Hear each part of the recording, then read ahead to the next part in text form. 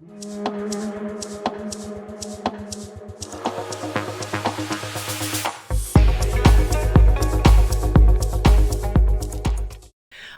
e sejam muito bem-vindos ao Fashion Law Cast. Eu sou Luísa Duarte, sou advogada e designer de moda formada aqui pela AFAP e especialista em Fashion Law. A cada episódio, como você já está acostumado, recebemos um novo convidado para debater um tema sobre o direito da moda. E o convidado de hoje é o professor Álvaro Passos, desembargador do Tribunal de Justiça do Estado de São Paulo, professor de Fundamentos do Direito Constitucional e Direito de Família e das Sucessões da Faculdade de Direito do Centro Universitário FAAP e de Direito Constitucional na Universidade 9 de Julho, associado e membro do Conselho Científico da Associação de Direito de Famílias e Sucessões, ADFAS, se eu estiver falando errado, graduado pela Faculdade de Direito da Universidade de São Paulo e mestre pela Pontifícia Universidade Católica de São Paulo. E, devo dizer, tive a honra de ter como meu professor durante a minha graduação em Direito. Seja muito bem-vindo, professor Álvaro. Muito obrigado. A honra foi minha de ter sido seu professor. E mais ainda de ver você agora nessa posição. Para todo professor é um grande orgulho ver o sucesso do aluno. Muito obrigada. Parabéns. Bom, gente, o papo de hoje vai ser um pouquinho diferente, porque ele vai ser sobre um mercado diferente, que não envolve só a moda, ele envolve pequenas parcelas de vários mercados. A gente vai falar sobre luxo. Então, professor, para começar, um pouquinho sobre você. Se você fosse escrever uma carta para descrever você mesmo no futuro, para chegar a quem você é hoje, o que você diria? Eu acho que eu sou uma pessoa curiosa, né? E eu gosto sempre de estar pensando alguma coisa diferente. Quando a gente trabalha sobre um tema e a gente fica muito preso a esse tema, a gente deixa de perceber outras questões que estão à nossa volta. Então, eu acho que a curiosidade humana, que, aliás, é a nossa razão de estarmos onde nós estamos, né? Se nós não fôssemos curiosos, certamente ainda estaríamos na caverna, é que nos trouxe até aqui. Eu acho que a curiosidade, ela desperta a vontade de conhecer, né? A vontade de conhecer o novo. Eu acho que é isso. Eu sou uma pessoa curiosa. E você pode contar um pouquinho da sua trajetória acadêmica e profissional e o que te levou a estudar o luxo? Além da curiosidade, já tenho certeza. Na verdade, eu não sou um estudioso do luxo, né? Eu sou um curioso com relação à questão da estética e do belo, né? Que é um componente do luxo. Sim. Né? Então, essa é uma questão que sempre me despertou e eu vou até explicar ao longo da nossa conversa como é que um profissional da área do direito, né, chega a se preocupar com essa questão. E vou mostrar que tem tudo a ver com o direito. Né? Bom, como você disse aí, eu me formei na São Francisco. O direito não era a minha primeira opção. Né? Como todo jovem da minha época, eu sou anos 70, né? Quando se pensava basicamente em ser engenheiro ou ser médico, né? Eu, quando muito, dentista, né? E eu também pensava na medicina. Mas quando estava no colégio, descobri que não era o que eu queria. E aí acabei indo para o direito meio por acaso. Né? E acho que foi uma grande coisa. Acertei, né? Tirei no que vi, acertei no que não vi. E foi uma opção muito grande. Depois de formado, eu acabei optando pela magistratura, né? Estou lá há 38 anos. Né? Então, são atividades assim, que me levaram a uma satisfação pessoal muito grande. A magistratura e a docência. Eu costumo dizer que eu tenho as duas profissões melhores do mundo. Ser professor, que não talvez seja uma das condições mais gratificantes que se pode ter, porque ensinar alguém é realmente uma experiência muito boa. E a minha atividade como magistrado também é muito gratificante, é muito enriquecedora. E vamos falar então um pouquinho sobre luxo agora. Como que você define luxo? É uma linguagem, né? Assim como a moda. Só que como a linguagem ela tem várias vertentes, né? A moda também tem suas vertentes.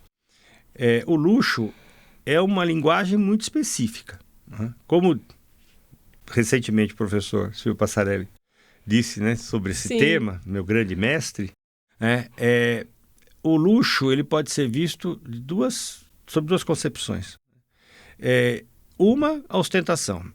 E quem ostenta quer mostrar uma condição que ele adquiriu recente. Sim, ele precisa... É uma autoafirmação. Uma autoafirmação. Enquanto que a outra vertente do luxo é uma questão cultural. Eu aprendi assim, eu sempre vivi assim, e eu continuo vivendo assim, que para mim é natural. Né? Então, o luxo, nesse contexto, no contexto da cultura, ele se afasta da ostentação. Não é uma questão de ostentação, mas é simplesmente um hábito já arraigado. Porque você conhece o produto e... Por determinadas características, o que seja, e gosta de consumir aquilo. E gosta pela sua utilidade, pela sua... Veja, como linguagem, ele também transmite uma informação, e é isso que é interessante. Né? Veja, se uma pessoa se enche de colar de ouro, né, ela quer ostentar uma condição dizendo assim, olha, eu atingi esse posto na sociedade. Né? Portanto, eu me diferencio dos demais. E aí que eu acho que a questão bem interessante, que é exatamente a diferença, ou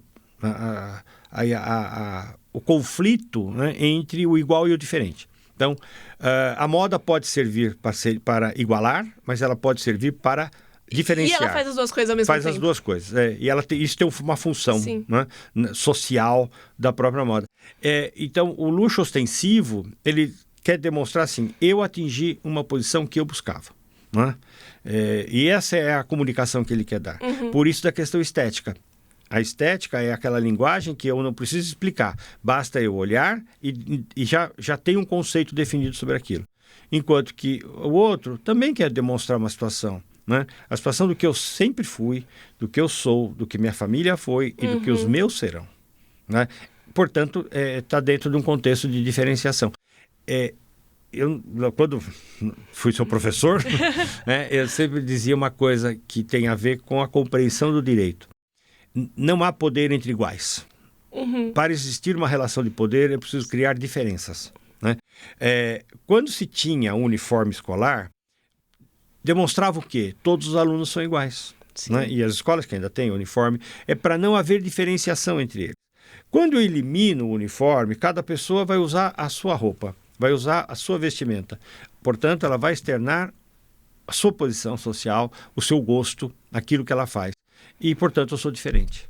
Né? E a minha diferença pode me colocar numa situação de mando. Né? De mando no sentido não de mandar, não, no sentido de conduzir, de influenciar, de seduzir por essa linguagem. E aí a gente já pode entrar, de repente, num debate de influenciadores digitais, né? Porque tá todo conectado. Sem dúvida nenhuma. As chamadas redes sociais, elas sempre existiram. Né? Isso não é uma invenção. Mudou a plataforma. Primeiro, o Homo sapiens, que sentou do lado de uma fogueira e conversou com outro, já estabeleceu uma rede de informação. A questão da rede digital é a dimensão que ela toma, né? A capacidade que ela tem de chegar até o destinatário. Né? Então, por que chama influenciador ou influenciadora? Porque ela influencia comportamento. E por que ela influencia comportamento? Porque ela desperta no outro o desejo de ser igual a ela ou a ele. Né? Então, é o cara bacanão, é a menina bonitinha, sabe? É a casa legal. Quer dizer, eu quero absorver aquilo, eu quero conquistar aquilo, eu quero ter aquilo, eu quero ser como ela. E o luxo é isso, né? Ele é muito aspiracional, de querer estar ali. Sim, o luxo é querer adquirir para demonstrar algo. E como que você define um produto de luxo? O que é um produto? Ele é exclusivo. Ele carrega consigo uma história. Né? Nenhum produto de luxo é luxo de ontem. Todos eles têm uma tradição. Né? São situações que trazem desejo, sedução e vontade de ter. E eu vejo, luxo não é só roupa, não. Né? Tem uma propaganda agora na televisão que diz assim, aquilo que não tem volta. Né? E começa, o que não tem volta? Viajar de classe executiva. Viajar de classe executiva é um luxo. É um luxo. Porque o avião, quando decola, ele decola inteiro. Tanto a poltrona da frente, quanto a última poltrona. A questão é saber como que eu vou viajar. Se no conforto ou se numa situação menos confortável. Mas tem mais que isso. Também existe um componente de dizer assim, eu conquistei este lugar. Sim. Eu posso viajar aqui. Todos vão chegar na mesma hora. Todos vão chegar juntos. A diferença é que um talvez chegue mais descansado e outro vai chegar mais cansado. Né? É um luxo? É um luxo. Quando a pessoa adquire, não tem volta. É porque voltar, né, é muito difícil, né? É um Depois que você tem um conforto... Às vezes eu uso isso como exemplo em sala de aula, né? Eu me lembro. Lembra que eu falava assim, se um dia lhe oferecerem para viajar na classe executiva, pense 2 vezes antes de aceitar. Porque se da próxima vez você não puder pagar a sua classe executiva, não vá, porque vai entrar em depressão. Depois que você conhece o que é melhor, é difícil. É difícil voltar. E o luxo é isso. Quando você começa a adquirir, ter acesso a determinados bens, que envolve, evidentemente, a moda, o vestuário, mas também não é só o vestuário. É uma joia, é um relógio, é um carro, um vinho, é um lugar, né? É um lugar. Você se sente um conquistador. E quando se conquista, você não quer perder aquele espaço que você conquistou. Então, esse é o grande mote do luxo. Por que o luxo atrai tanto? Por que uma pessoa gasta tanto para ter algo que ela poderia ter igual, da mesma funcionalidade, a um preço menor? Por exemplo, a passagem aérea. Eu vou chegar do mesmo jeito. Qual que é o objetivo de viajar? Ninguém viaja em classe executiva, ou em algo semelhante, porque gosta de andar de avião. Você viaja para chegar no seu destino. Sim, é uma ferramenta. Mas por que você faz isso? Não é? Porque você quer adquirir algo que lhe dá prazer. E uma bolsa? Mostro quem eu sou. O que a pessoa é. Então, não é só para carregar. Não. O carregar é a funcionalidade. Né? Uma coisa pode ser funcional na medida em que ela pode ser utilizada para aquele determinado fim. Por exemplo, para que serve uma bolsa? Carregar coisas. Carregar coisas. Um saquinho de supermercado também serve. Sim. Por que a pessoa não usa um saquinho de supermercado que custa, sei lá, 0,8 centavos? E sim uma bolsa que custa 50 mil reais? Porque a bolsa dá uma informação. Ela traz mais do que a funcionalidade. Ela se comunica com as pessoas, dizendo, olha só, a que me importa tem uma posição de destaque na vida que ela, né, na sociedade Sim. ou no grupo que ela pertence. E também uma outra questão, ela pode te igualar aquelas que tem. Aí a gente fala da comunicação da moda, né? Que iguala e diferencia. Exatamente. Então, eu pertenço a um grupo em que todas as mulheres ou todos os homens consomem um determinado produto. Ora, se eu não me encaixar naquele perfil, eu fico excluído. Né? Então, eu preciso, para pertencer àquele grupo, eu preciso me comportar daquela forma. E como que você entende por que o mercado de luxo existe e cresce tanto? Eu estava no shopping, que tem muitas lojas de luxo, né? E eu estava pensando exatamente isso. Quem não se seduz a passar em frente a uma vitrine de uma loja dessa? Porque a vitrine é incrível, tudo é perfeito. Tudo. Né? Tudo feito para seduzir. Tudo feito para o vendedor, a vendedora, o tratamento. Quem que não gosta de ser bem tratado? Quem que não gosta de sentar, tomar um cafezinho, sabe? Oferecer depende do dia, um champanhe, um espumante. Né? Então, tudo que está em torno, que envolve, tem uma finalidade, né? Que é exatamente a finalidade da sedução. Que é a sedução? É você criar um conceito, criar uma crença. Criar uma crença de que aquilo é bom. Né? Então você fala assim, eu fui seduzida por um perfume, porque você gostou. Eu fui seduzida por uma viagem, porque você gostou. Né? E nós somos motivados por isso. Nós somos conduzidos pelo belo, né? Desde o início dos tempos. Né? E aí a gente já entra num debate de estética e de beleza que acompanha o luxo. Sem dúvida alguma. Por quê? Percebe uma coisa também que eu acho que é interessante no luxo. O luxo extravagante é efêmero. O luxo que perdura é o clássico. Sim. Ou seja, é o equilibrado. Que eu chamo de equilíbrio das formas. Né? Ou seja, existe uma harmonia entre todo aquele composto. Vai falar, mas eu tenho uma moda, uma camisa, uma bolsa que está na moda, que é extravagante. Será efêmera. Né? É aquela moda que Assiste um filme dos anos 60 que você vai ver como a moda foi efêmera. Colorida, né? Ela queria passar uma linguagem de rebeldia, né? De contestação, de transformação.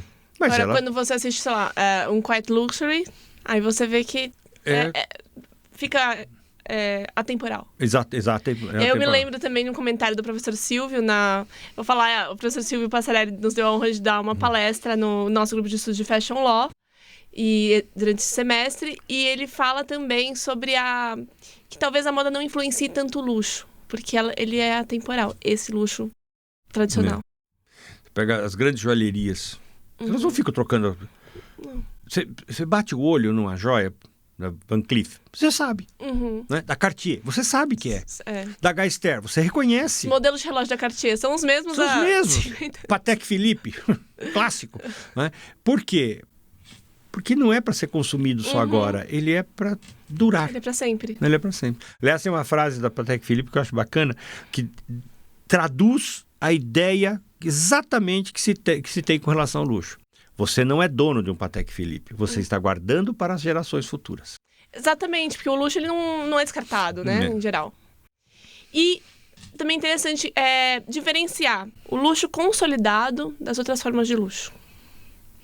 Eu acho que o luxo consolidado é o cultural. Né? As outras formas ou é algo que está se instalando novo, né? Que está chegando para disputar esse mercado, esse nicho, né?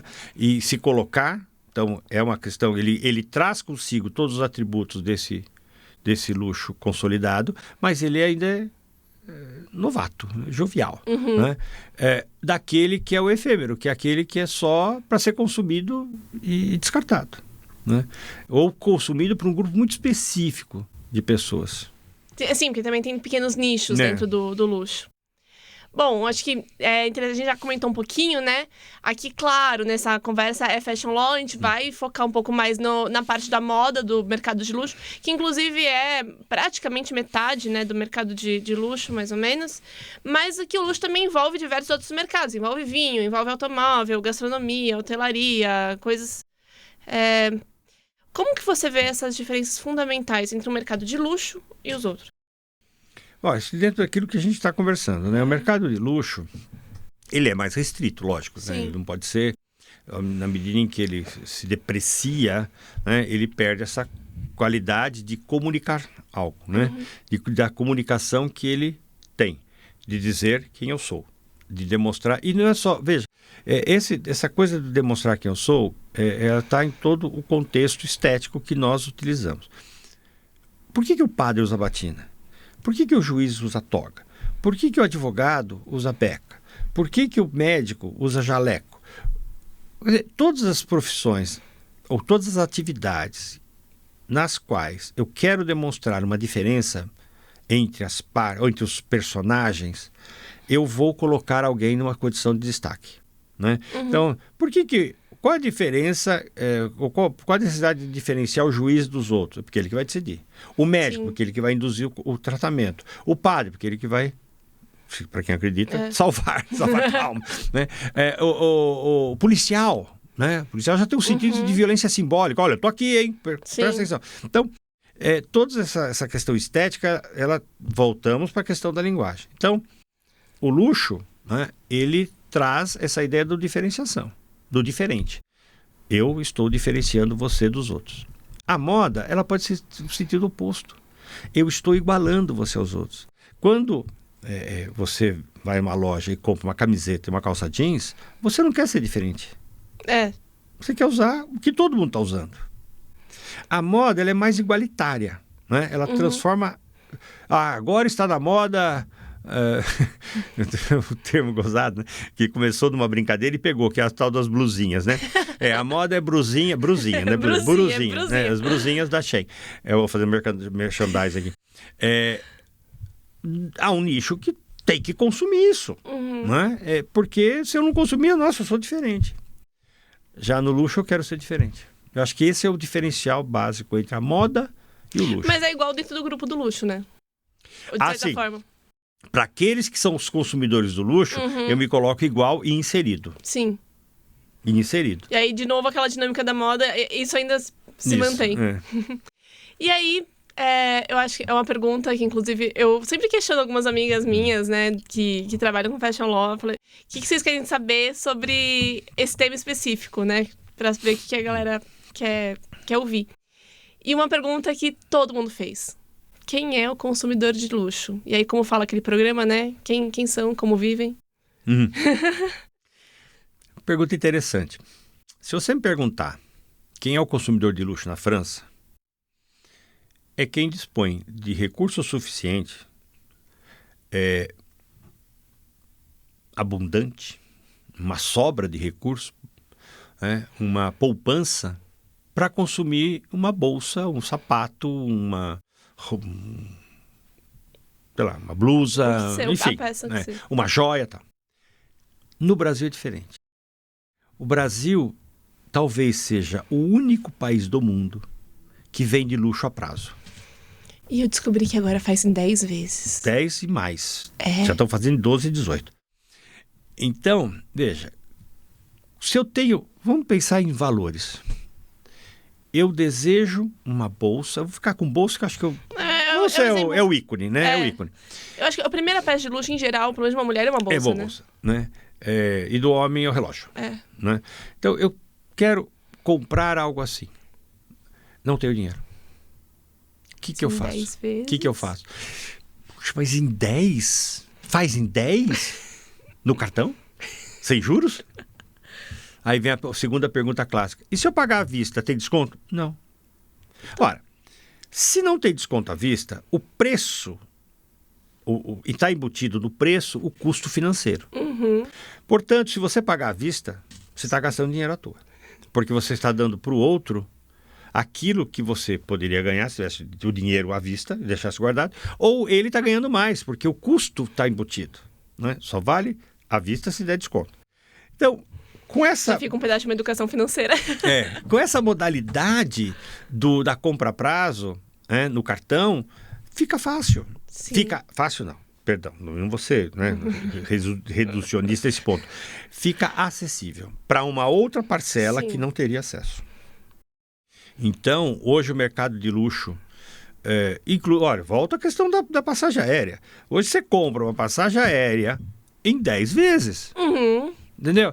Eu não posso pagar à vista. Paga em 10. Você pode.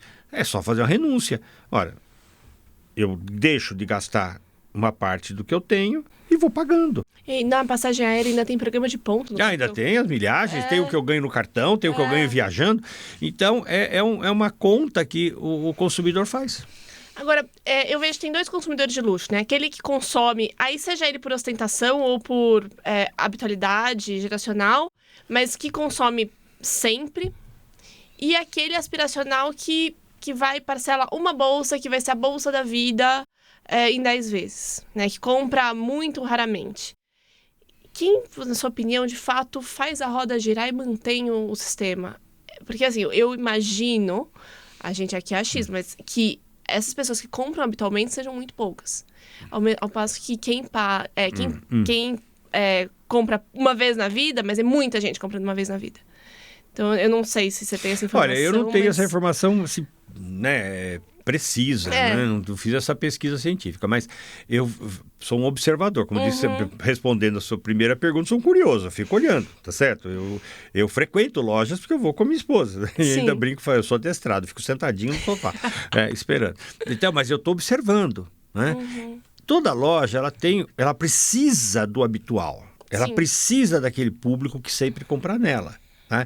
Porque esse público é o que garante a ela aquele nível necessário para a existência dela.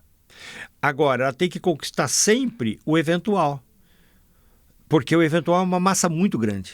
Ele gira, né? Ele gira. Né? É coisa de restaurante. Se o restaurante for só viver dos seus habituais, acho que ele vai à falência.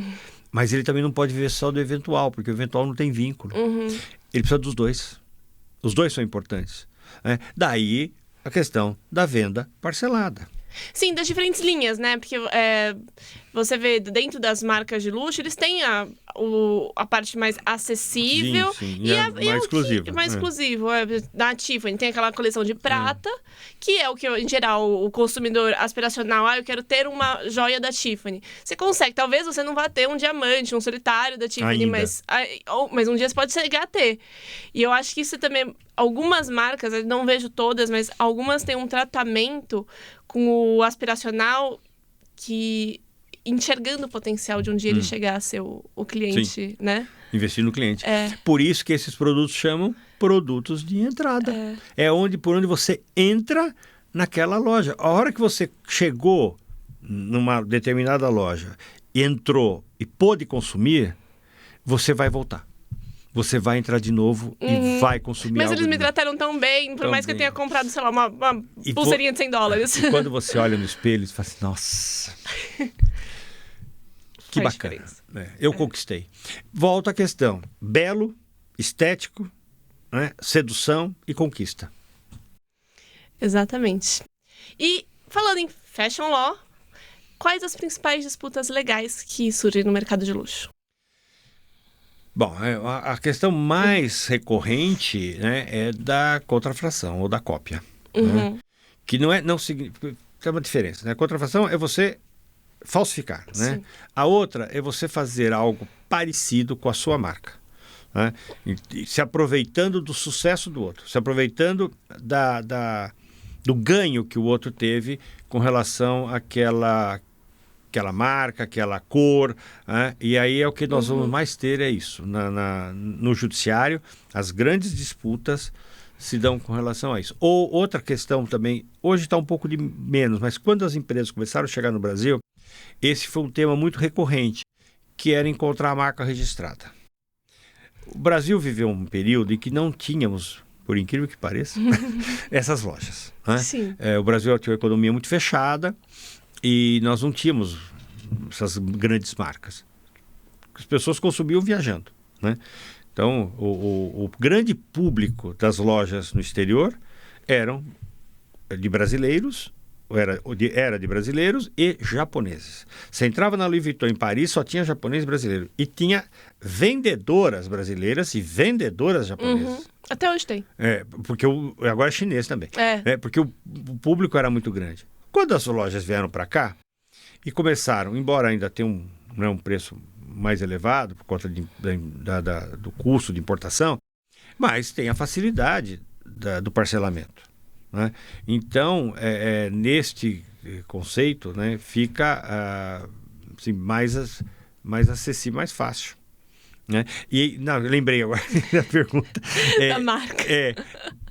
As pessoas iam e voltavam e registravam a marca aqui. Sim, eu ia para a França, conhecia a Louis Vuitton, chegava aqui e NPI, Louis Vuitton é meu. E quando essas empresas chegaram, muitas viram que tinha Hermès. Tinha uma loja no Rio de Janeiro chamada Hermès. Sim. E aí eu falo, não, pá, essa marca é minha, era loja de roupa. Né? E aí teve uma disputa grande com relação a essa marca. Depois a Hermès ganhou e pôde ficar.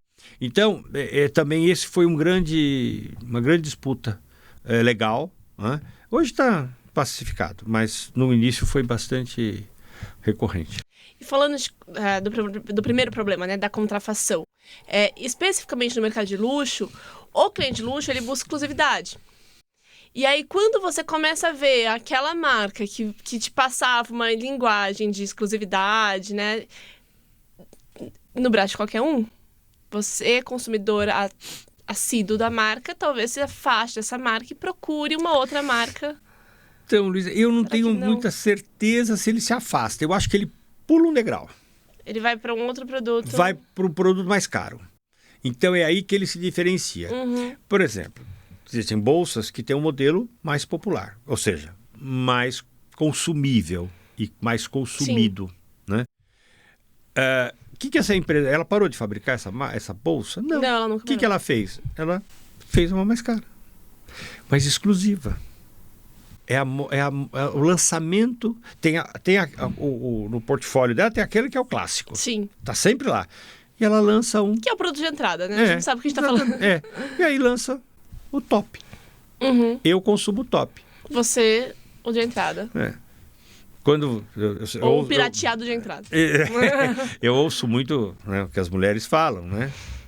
E uma coisa que eu acho engraçada, às vezes eu ouço assim: quem tem uma Chanel cor-de-rosa é porque tem outras cores. Quem tem uma Chanel verde-limão, certamente tem as outras cores. Sim. Né? Então, se eu quiser mostrar que eu sou mais bacana... Vou lá e compro uma diferentona. Porque fala assim, se ela tem essa, imagine quantas outras ela não tem. Tô certo?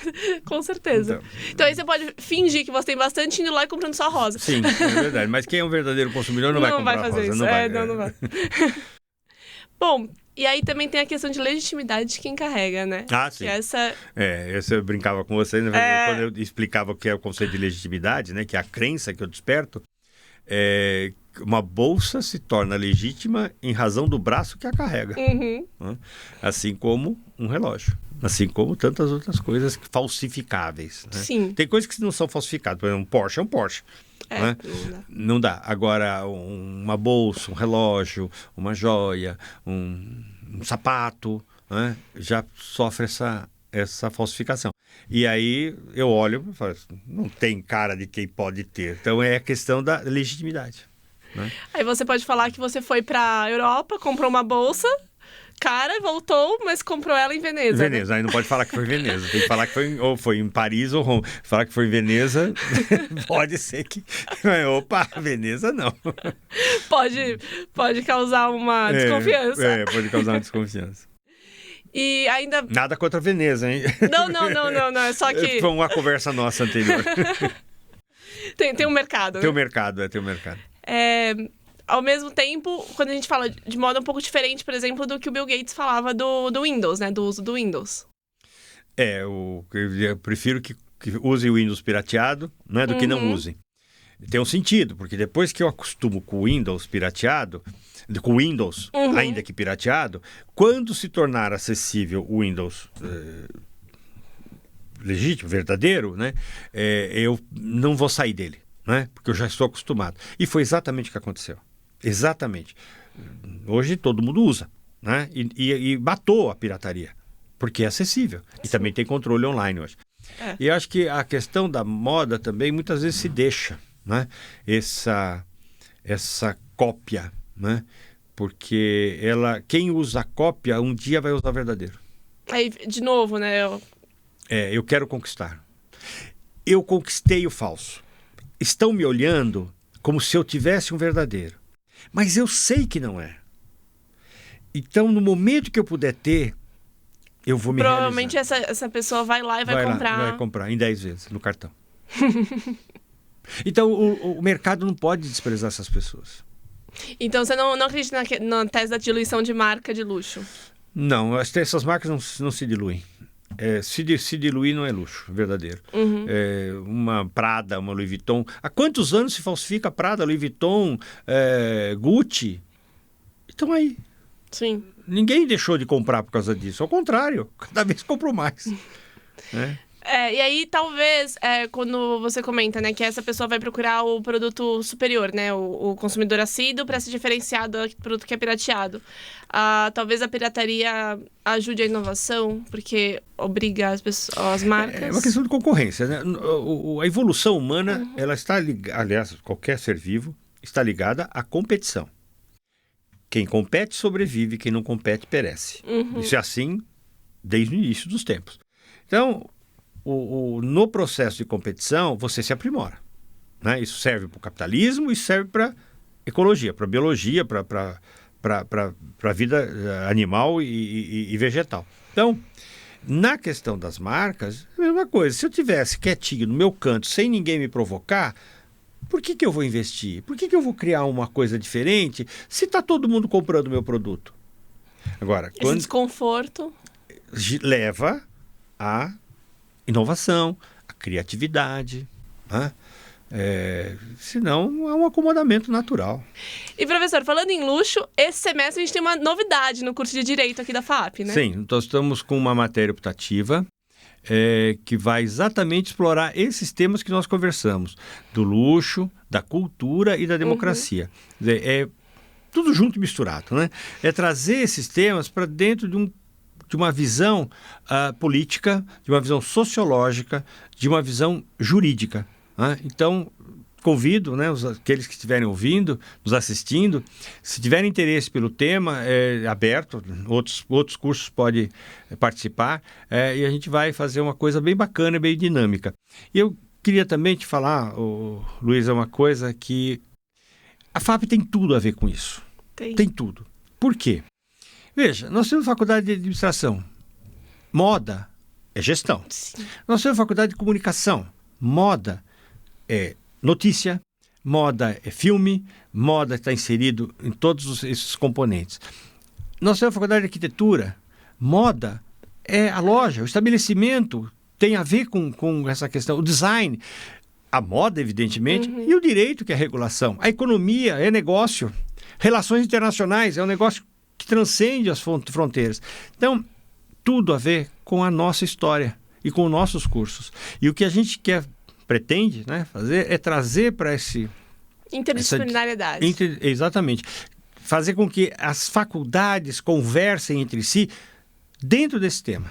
E como que você vê... Não, eu sei que essa parte não é a sua área, mas os novos consumidores acabam demandando novos produtos. Como você vê algumas marcas de luxo se adaptando a isso?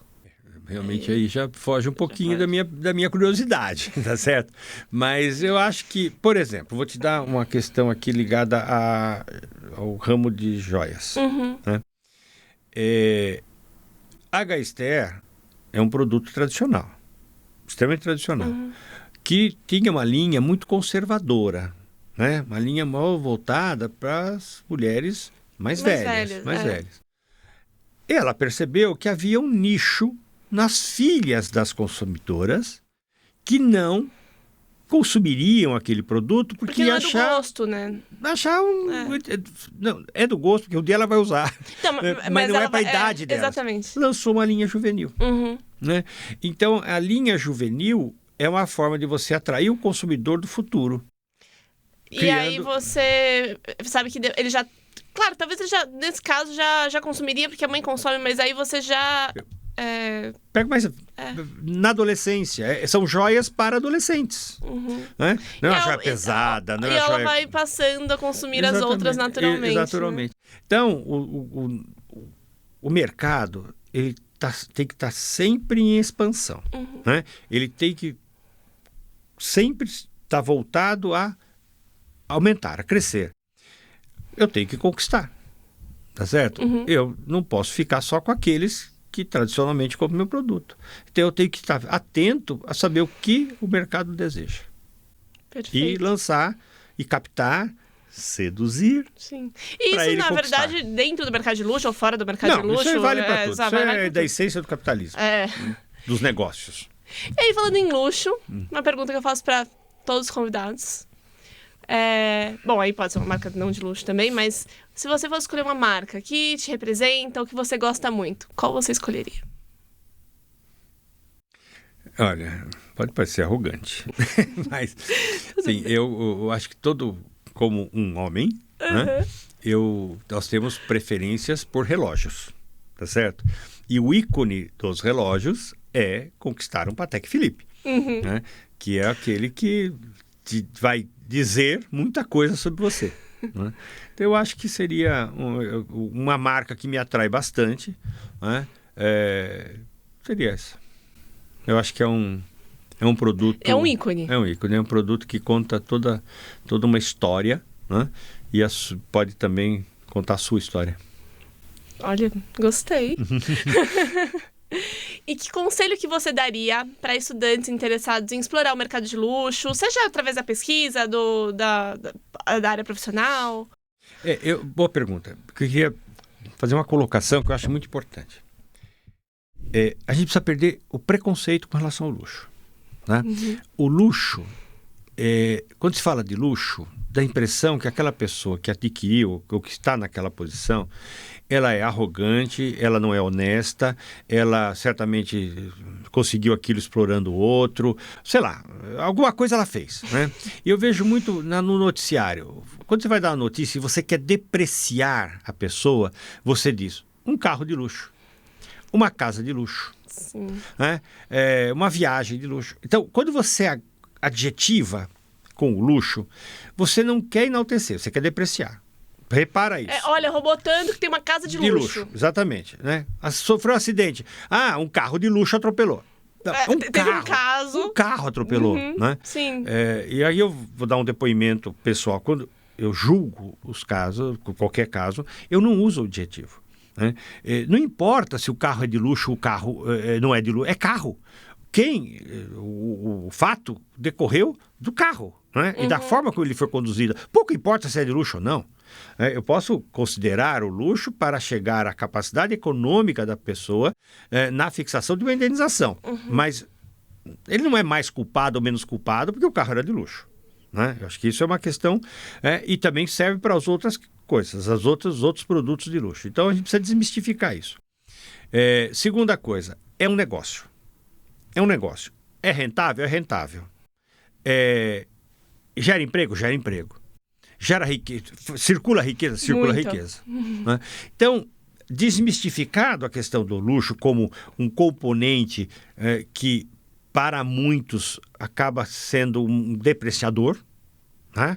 Principalmente quando eu quero dizer, olha, numa sociedade desigual como a nossa, quem consome luxo está no topo da pirâmide econômica e, portanto, ele é um cara que é certamente um explorador, né? Só que a gente esquece que quem consome luxo movimenta a economia, um setor importante da economia.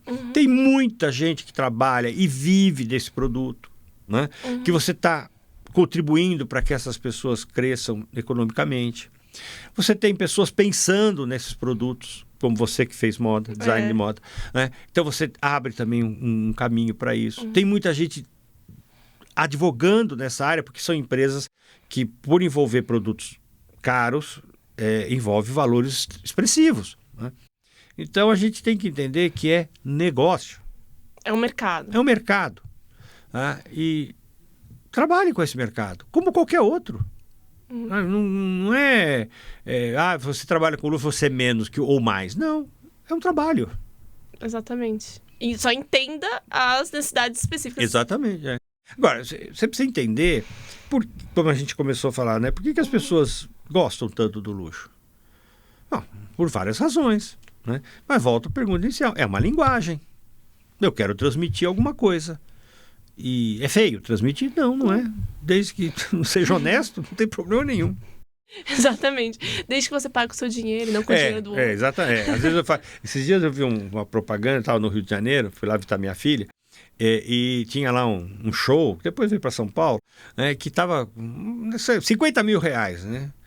E o mais caro era 140 mil, né? Eu falei assim, bom, só tem dois públicos que pagam isso, né? Quem tem muito ou quem não gasta o próprio dinheiro.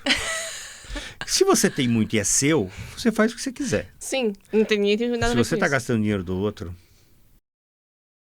aí já é um pouco diferente. Bom, para finalizar, queria que você deixasse alguma dica de livro para quem está assistindo a gente. Puxa vida. Te peguei de surpresa. Pegou de surpresa. Olha, eu vou sugerir um livro que não tem nada a ver com Fashion Law, mas tem a ver com a compreensão do porquê nós tomamos determinadas decisões, né? O que nos levou, qual foi a nossa trajetória que nos trouxe até aqui, né? Que é o livro do Harari, Homo Sapiens.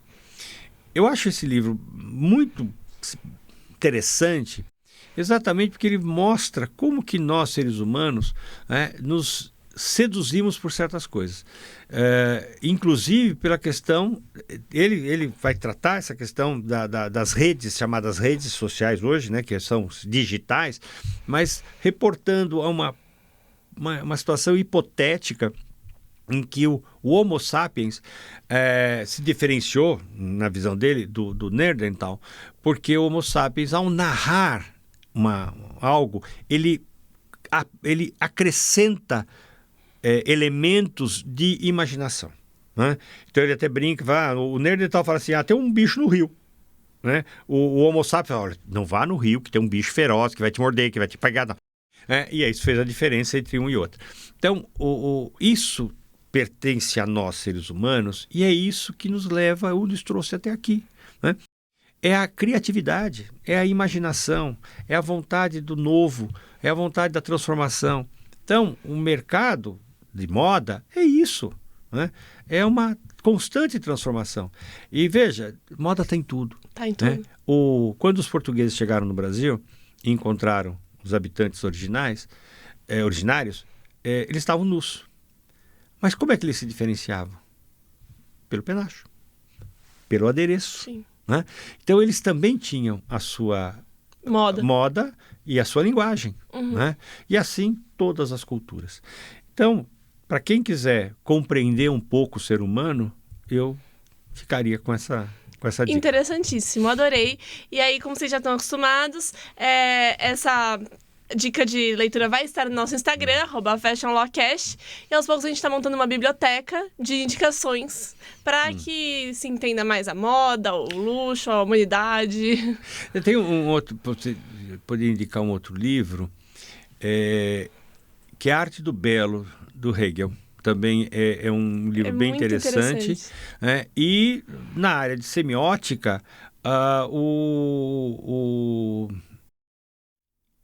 ai, meu Deus do céu. Humberto Eco. Sim. Né? Que é muito interessante, que ele vai tratar exatamente a questão da beleza e dos signos de comunicação que ela contém e ela transmite. Bom, então todas as dicas vão estar no nosso Instagram. Depois eu passo outros também, tá? Olha só, vamos fazer uma biblioteca do professor Álvaro. Adorei todos. Tá bom. Bom, gente, o papo de hoje estava um luxo. Eu tinha que fazer essa brincadeira, entendeu? Eu não ia conseguir me aguentar. Mas, infelizmente, o Fashion Lawcast de hoje está ficando por aqui. Professor Álvaro, muito obrigada. Me agradeço, foi muito agradável. Tinha um apresentador que dizia assim, é um luxo só. Então, foi um luxo só. Adorei. Bom, gente, nós nos vemos no nosso próximo episódio, que vai contar com um novo convidado e um novo bate-papo sobre o direito da moda.